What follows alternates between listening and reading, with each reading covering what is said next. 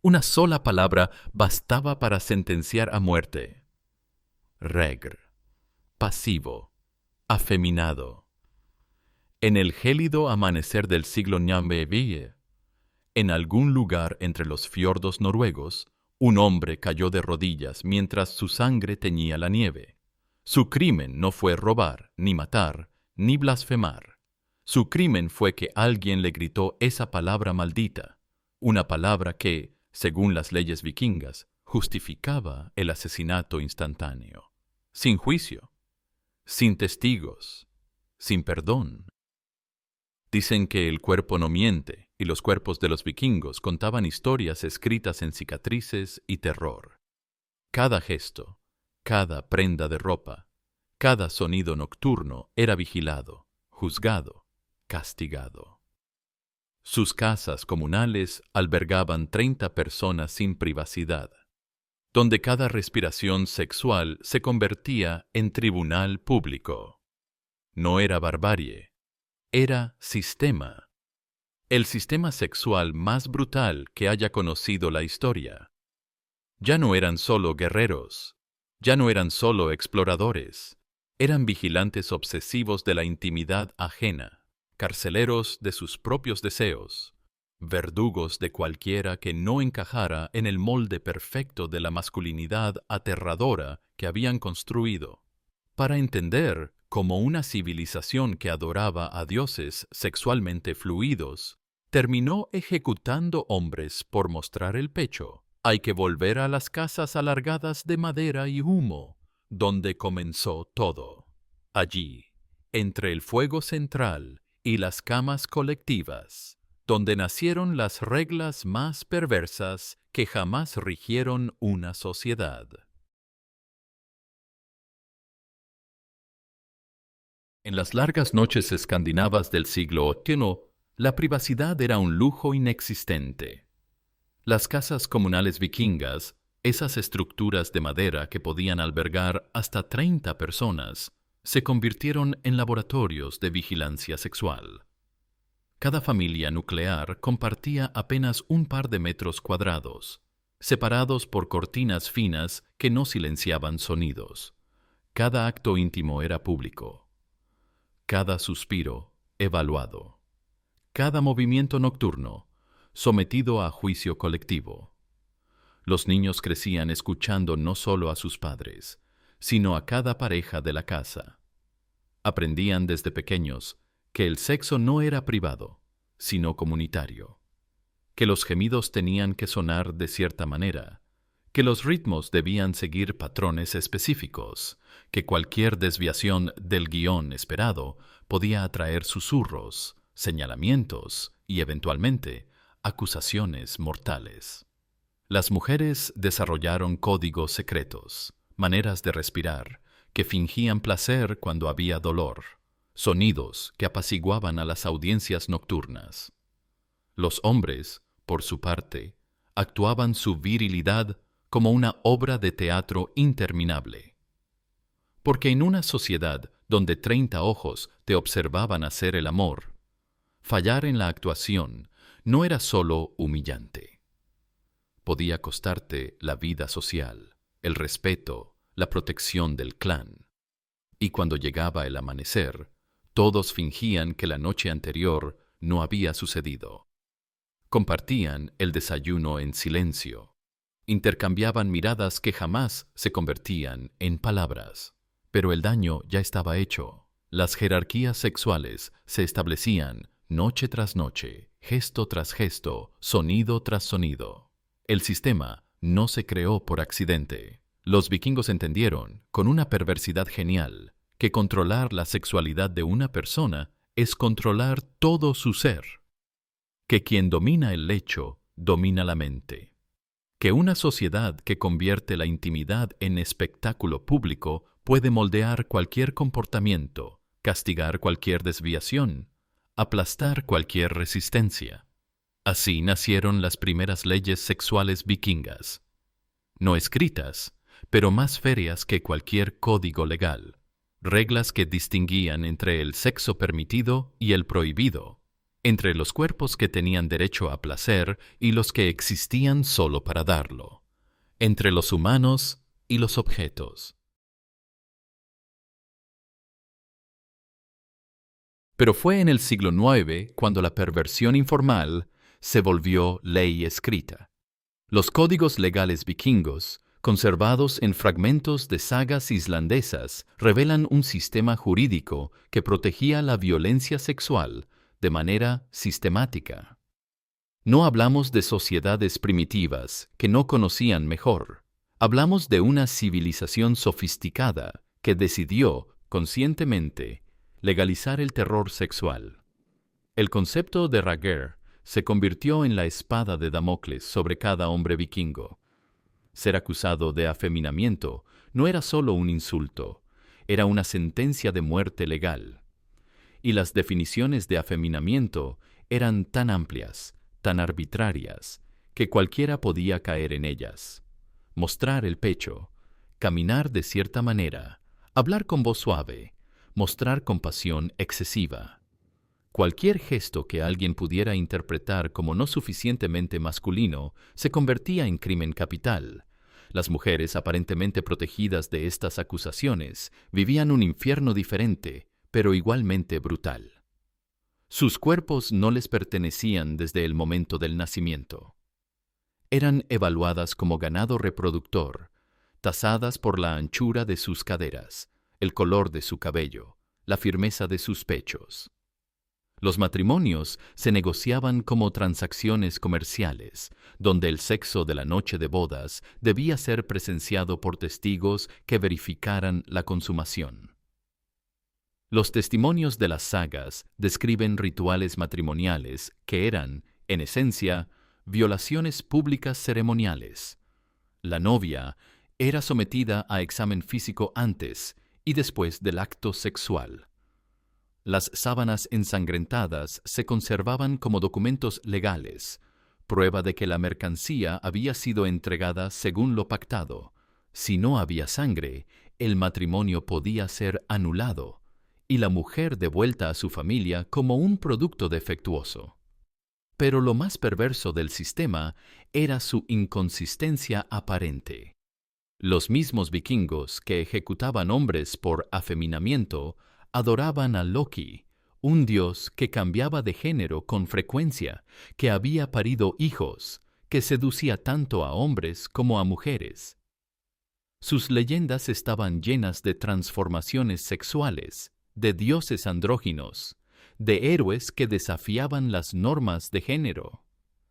Esta contradicción no era accidental, era el corazón del sistema de control. Crear reglas tan arbitrarias que nadie pudiera cumplirlas perfectamente. Establecer códigos tan contradictorios que cualquiera pudiera ser culpable en cualquier momento. Porque una sociedad que vive en terror constante de romper reglas sexuales es una sociedad completamente controlada. Y entonces apareció ella. Hölgerd, cuyo nombre ha sobrevivido en fragmentos de sagas porque hizo algo extraordinario. Usó las mismas leyes que la oprimían para destruir a quien la oprimía. Su historia se convirtió en leyenda no por su bondad, sino por su genialidad vengativa. Hölgerd había sido vendida en matrimonio a Thorvald, un jarl menor cuya riqueza no compensaba su crueldad. Durante años, él la golpeó, la humilló, la trató como objeto de su propiedad. Pero Hölgerd observaba, aprendía, entendía que las leyes vikingas eran un arma de doble filo que podía cortarle las manos a quien las empuñaba mal. Una noche de invierno, después de una paliza particularmente brutal, Hölgerd esperó a que Thorvald durmiera. No lo mató, no huyó. En lugar de eso, tomó un cuchillo y cortó cuidadosamente las costuras de una de sus camisas favoritas, creando una abertura que expondría su pecho cuando se la pusiera.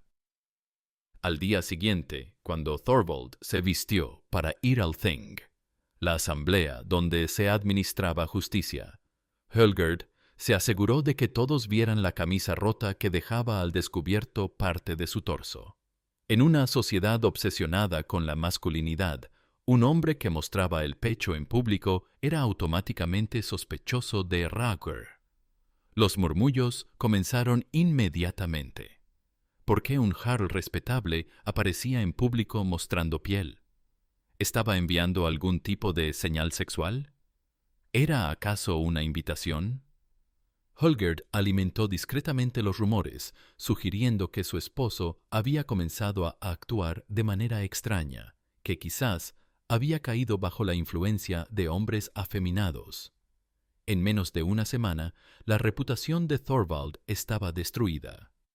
Pero Hölgerd no había terminado. Comenzó a esparcir historias sobre cómo su esposo se comportaba en la cama, insinuando que prefería posiciones que lo ponían en el papel pasivo. Describió, con detalles clínicos que las mujeres vikingas conocían bien, comportamientos sexuales que podrían interpretarse como no suficientemente masculinos. El golpe final llegó cuando Hölgerd acusó públicamente a Thorvald de pronunciar gemidos demasiado agudos durante el sexo, un sonido que, según ella, era propio de mujeres, no de hombres. En una sociedad donde los sonidos sexuales eran monitoreados por 30 personas cada noche, esta acusación era devastadora. Thorvald intentó defenderse, pero ya era tarde. La palabra Rager había sido pronunciada. Los rumores habían prendido como fuego en paja seca. Su propia masculinidad, la base de todo su poder social, había sido cuestionada públicamente. En menos de un mes perdió aliados, respeto, autoridad. Murió en una pelea supuestamente honorable, pero todos sabían la verdad. Había sido destruido por una camisa rota y algunos sonidos mal interpretados. Hölgerd no celebró su victoria. Sabía que había demostrado algo aterrador sobre el sistema vikingo, que sus propias leyes podían convertir a cualquiera en víctima, que la masculinidad tóxica que oprimía a las mujeres también destruía a los hombres, que en una sociedad basada en el terror sexual, nadie estaba verdaderamente a salvo. Pero la perversión del sistema vikingo alcanzaba su punto más bajo en los mercados de esclavos. Dublín, convertida en el centro neurálgico del comercio humano vikingo, se transformó en un catálogo de horrores donde el sexo, la violencia y el entretenimiento se fusionaban en espectáculos públicos que familias enteras presenciaban como diversión dominical. Los mercados no eran simplemente lugares de venta. Eran teatros del horror donde la humanidad de los esclavos era sistemáticamente destruida antes de la transacción. Los compradores potenciales examinaban la mercancía humana como si evaluaran ganado, pero con una crueldad adicional. La violación era parte del proceso de inspección. Las mujeres esclavas eran sometidas a exámenes físicos que eran violaciones públicas disfrazadas de evaluación comercial. Los compradores las penetraban con los dedos para verificar virginidad, fertilidad, resistencia. Estas inspecciones se realizaban en plataformas elevadas, a la vista de cientos de espectadores que comentaban los procedimientos como si fueran espectáculos deportivos. Los hombres esclavos enfrentaban humillaciones diferentes pero igualmente brutales. Eran forzados a desnudarse, a adoptar posiciones sexuales, a simular actos para demostrar su virilidad o, paradójicamente, su disposición a la sumisión. Los vikingos habían convertido la evaluación sexual en una ciencia perversa que clasificaba a los seres humanos según su utilidad erótica. Pero lo más perturbador era la participación familiar en estos espectáculos.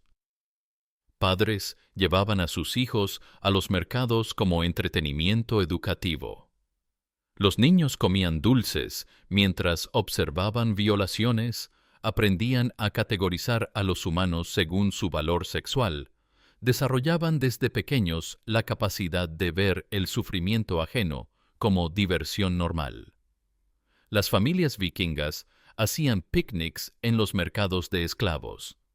Compartían comida mientras debatían los méritos de diferentes víctimas. Planeaban compras familiares de seres humanos. Educaban a la siguiente generación en la normalización de la crueldad. Era socialización a través del sadismo colectivo. Los propios esclavos desarrollaron estrategias de supervivencia que revelan la sofisticación del horror al que estaban sometidos. Aprendieron a actuar resistencia para atraer compradores que valoraban la lucha, o sumisión total para atraer a quienes preferían víctimas quebradas. Desarrollaron códigos secretos para comunicarse entre ellos, formas de preservar algo de dignidad en medio de la degradación total. Algunos compradores se especializaban en tipos específicos de sufrimiento. Había mercados para vírgenes, para madres recién separadas de sus hijos, para guerreros capturados cuya humillación sexual era considerada particularmente valiosa. Los vikingos habían creado un catálogo de dolor humano tan detallado que cada tipo de sufrimiento tenía su precio, su audiencia, su ritual específico de consumo. Pero si los mercados eran el corazón económico del sistema, los festivales religiosos eran su alma. Los vikingos transformaron la violencia sexual en celebración comunitaria, creando eventos donde toda la tribu participaba en rituales de crueldad que mezclaban entretenimiento, religión y sadismo colectivo. Durante los Blot, las ceremonias religiosas que honraban a los dioses, se sacrificaban no solo animales, sino humanos. Pero estos sacrificios humanos incluían componentes sexuales que los convertían en espectáculos de tortura prolongada. Las víctimas, generalmente esclavos, eran sometidas a violaciones rituales antes de ser ejecutadas, todo como parte de la ofrenda a dioses, que supuestamente se alimentaban del sufrimiento sexual. Los niños asistían a estos eventos como parte de su educación cultural. Aprendían que la violencia sexual era sagrada, que el dolor ajeno era entretenimiento legítimo, que participar en crueldad colectiva era una forma de pertenencia comunitaria. La psicología infantil vikinga se moldeaba a través de la exposición sistemática al horror ritualizado. Las mujeres de la tribu tenían roles específicos en estos festivales. Algunas preparaban a las víctimas, otras interpretaban cánticos durante las violaciones, otras aún limpiaban la sangre entre actos. La participación femenina en la violencia sexual sistematizada no era opcional, era una demostración de lealtad al orden social establecido. Los hombres competían en estos festivales por infligir los tipos más creativos de sufrimiento sexual. Había concursos de crueldad, premios para las torturas más innovadoras, reconocimiento social para quienes desarrollaran nuevas formas de degradación humana. La violencia sexual se había convertido en arte competitivo. Los propios dioses vikingos participaban simbólicamente en estos festivales. Estatuas de Freyr, con penes erectos, presidían las violaciones rituales. Representaciones de Loki en forma femenina bendecían las torturas de hombres acusados de afeminamiento. Los vikingos habían creado una teología que santificaba la crueldad sexual, que convertía el sadismo en devoción religiosa. Entre todos los horrores del sistema vikingo, quizás ninguno revela mejor su naturaleza profundamente enferma que la historia de Björn Arinsson, conocido como Björn el Poeta. Su caso demuestra cómo incluso el amor, expresado a través del arte, se convertía en arma de destrucción masiva en una sociedad obsesionada con el control sexual. Björn era un skald, un poeta de corte, cuyo talento para la poesía lo había elevado por encima de su origen humilde. Pero cometió el error fatal de enamorarse genuinamente de Thordis, la hija de un jarl poderoso. Y en lugar de cortejarla, según los códigos brutales de la sociedad vikinga, decidió expresar sus sentimientos a través de versos. Compuso drapas, poemas épicos que describían la belleza de Thordis con metáforas exquisitas tomadas de la naturaleza. Comparó sus ojos con lagos tranquilos, su cabello con campos de trigo dorado, su sonrisa con el amanecer sobre los fiordos. Para cualquier sociedad normal, habrían sido versos hermosos de amor genuino. Pero los vikingos interpretaron esta poesía como una forma de violación verbal. En su retorcida lógica, describir el cuerpo de una mujer en versos era equivalente a poseerla sexualmente sin permiso. La poesía de amor se consideraba una forma de seducción mágica, un hechizo que podía contaminar la pureza de una mujer y arruinar su valor como mercancía matrimonial. La familia de Thordis interpretó los poemas de Björn como un insulto mortal a su honor. No importaba que los versos fueran respetuosos, que no contuvieran ni una sola palabra sexualmente explícita, que expresaran amor genuino en lugar de lujuria. En la mentalidad vikinga, cualquier atención poética hacia una mujer sin el permiso previo de su familia masculina era una declaración de guerra. La respuesta fue inmediata y desproporcionada. Los hermanos de Thordis, sus primos, sus tíos, todos los hombres conectados con su línea familiar, se sintieron obligados a defender su honor a través de la violencia. Pero la violencia se expandió como una epidemia. Cada familia que se aliaba con los defensores del honor de Thordis se convertía en enemigo potencial de las familias que simpatizaban con Björn. Lo que comenzó como una disputa sobre unos poemas de amor se transformó en una guerra familiar que duró 3 años y mató a 46 hombres. Hijos, padres, hermanos, primos, todos arrastrados a una espiral de violencia, porque un poeta había osado escribir versos sobre la belleza de una mujer. Björn mismo murió en el 2.º año de la guerra, atravesado por una lanza mientras defendía a su hermano menor. Su muerte no detuvo la violencia, la intensificó. Su familia sintió que su memoria había sido deshonrada, que sus versos necesitaban ser vengados con sangre adicional. Thordis, la mujer cuya belleza había inspirado los versos fatales, fue encerrada por su propia familia durante toda la guerra. No como protección, sino como castigo.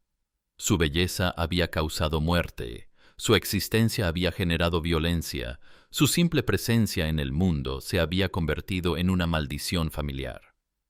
Cuando la guerra finalmente terminó, por agotamiento más que por reconciliación, Thordis fue casada inmediatamente con un anciano de una familia lejana, no como premio o protección, sino como forma de exilio. Su belleza, maldecida por la poesía, necesitaba ser escondida donde no pudiera inspirar más versos, más violencia, más muerte. Pero la contradicción más profunda del sistema vikingo se revelaba en su propia mitología. Los mismos guerreros que asesinaban hombres por afeminamiento adoraban a Loki, un dios que había parido 8 hijos después de transformarse en yegua. Veneraban a Odin, que había practicado Seidr, una forma de magia considerada femenina, y que había seducido tanto a mujeres como a hombres en sus aventuras. Sus leyendas estaban llenas de transformaciones de género, de dioses que cambiaban de sexo según la conveniencia, de héroes que adoptaban roles tradicionalmente femeninos cuando era necesario. Thor mismo había sido vestido como novia en una de las historias más populares del panteón nórdico. Esta contradicción no era accidental ni inconsciente. era la manifestación más sofisticada del sistema de control vikingo. Crear reglas tan rígidas para los humanos que solo los dioses podían romperlas. Establecer códigos de comportamiento sexual tan estrictos que cualquier flexibilidad se convertía en privilegio divino. Los vikingos entendían perfectamente que la sexualidad humana es naturalmente fluida, diversa, imposible de encajar en categorías rígidas. Por eso, crearon un sistema que castigaba esa fluidez natural con la muerte. Porque una sociedad que puede controlar la sexualidad de sus miembros puede controlarlo todo. Sabían que los hombres podían ser tiernos, que las mujeres podían ser guerreras, que el amor podía trascender las categorías de género. Por eso construyeron leyes que prohibían esa trascendencia, que convertían la diversidad natural en crimen capital. La mitología vikinga funcionaba como válvula de escape colectiva. Permitía a la sociedad fantasear con la libertad sexual a través de historias divinas, mientras mantenía a los seres humanos reales encerrados en jaulas de terror sexual. Los dioses podían hacer lo que los humanos morían por intentar. Sin madre, sin esposo, sin esperanza de redención, el sistema vikingo comenzó a devorarse a sí mismo durante el siglo X. La obsesión con el control sexual había creado una sociedad tan paranoica, tan fracturada por acusaciones constantes de desviación, que la cooperación se volvió imposible. Las familias dejaron de confiar unas en otras porque cualquier alianza podía convertirse en fuente de acusaciones sexuales. Los matrimonios se volvieron campos minados, donde cada gesto, cada palabra, cada respiración nocturna podía interpretarse como evidencia de perversión. Los hombres vivían en terror constante de ser acusados de rager. Las mujeres en terror constante de ser acusadas de provocar esas acusaciones. El cristianismo llegó a Escandinavia no como conquista militar, sino como alivio psicológico. Una religión que, aunque también obsesionada con el control sexual, al menos ofrecía perdón, redención, la posibilidad de escapar del error a través de la penitencia. Los vikingos, agotados por generaciones de terror sexual autoimpuesto, abrazaron una fe que prometía que los pecados podían borrarse. La conversión no fue repentina ni completa. Durante siglos, elementos del antiguo sistema sexual siguieron infectando las nuevas prácticas cristianas. Los códigos legales medievales escandinavos conservaron castigos excesivamente severos para delitos sexuales. La obsesión con la pureza femenina, la paranoia hacia cualquier comportamiento no estrictamente masculino. Pero algo fundamental había cambiado. El terror sexual ya no era sagrado, ya no era comunitario, ya no era el centro alrededor del cual giraba toda la sociedad. Se había convertido en vergüenza privada, en lugar de orgullo público. Los últimos vikingos genuinos, aquellos que se resistieron a la conversión, se convirtieron en caricaturas de su antigua ferocidad. Bandidos sexuales que atacaban monasterios no por riqueza, sino por el placer de profanar la pureza cristiana. Pirates que secuestraban monjas no para venderlas, sino para demostrar que el antiguo orden sexual aún tenía poder. Pero eran fantasmas de un sistema muerto. El mundo había cambiado. Había aprendido que sociedades basadas en terror sexual se autodestruyen, que la paranoia sexual genera más problemas de los que resuelve, que el control absoluto sobre la intimidad humana es imposible de sostener a largo plazo. Y en ese lugar donde el humo de las casas comunales se mezcló con las cenizas de las piras funerarias, donde el terror sexual se volvió rutina y la rutina se volvió tradición, algo cambió para siempre en la comprensión humana del poder.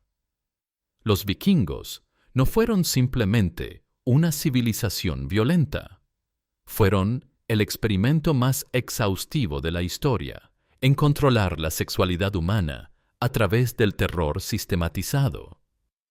Demostraron con precisión científica hasta dónde puede llegar una sociedad en la vigilancia y castigo de la intimidad antes de colapsar bajo el peso de su propia paranoia. Siglos después, cuando criminólogos estudian culturas de violación, cuando sociólogos analizan masculinidad tóxica, cuando psicólogos investigan trauma intergeneracional, los ecos del sistema vikingo resuenan en sus investigaciones. Porque crearon el manual de instrucciones sobre cómo convertir una sociedad entera en máquina de terror sexual. Su legado sobrevive en cada cultura que convierte la virginidad femenina en mercancía, en cada sistema legal que protege a violadores mientras criminaliza a víctimas, en cada sociedad que define masculinidad a través de la capacidad de dominar y humillar. La diferencia es que los vikingos fueron honestos sobre su sadismo. No fingían que sus leyes protegían a las mujeres cuando las convertían en objetos. No pretendían que su obsesión con la masculinidad era para el bien de los hombres cuando los asesinaba por mostrar ternura. No argumentaban que sus rituales de violencia sexual eran para mantener el orden social cuando claramente existían para satisfacer impulsos sádicos colectivos. Así mueren las civilizaciones. No con guerras épicas contra enemigos externos, sino con la incapacidad de reconocer que el enemigo está dentro, que el terror que infligen a otros eventualmente los devora a ellos mismos, que una sociedad basada en la destrucción sistemática de la intimidad humana está condenada a destruirse. Esta es la historia de los vikingos. No fueron guerreros nobles ni exploradores valientes. Fueron el ejemplo más puro de lo que sucede cuando una sociedad entera decide que el control sexual es más importante que la supervivencia humana.